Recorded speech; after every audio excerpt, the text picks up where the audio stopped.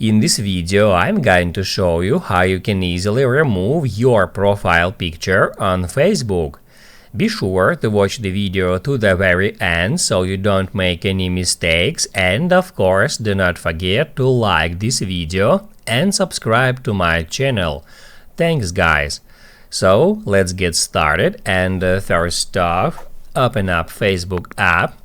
Then tap at your profile picture to open up your profile page. Then tap at that big profile picture.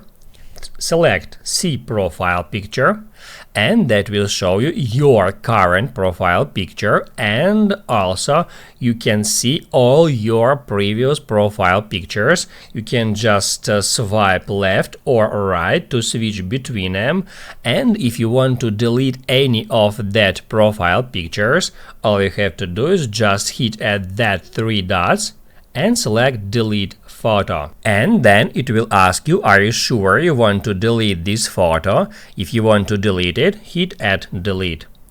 That's it. After that, you will be taken to your profile page, and from here you can do the same steps to remove each particular photo one by one from your profile photos history. That's how it's done.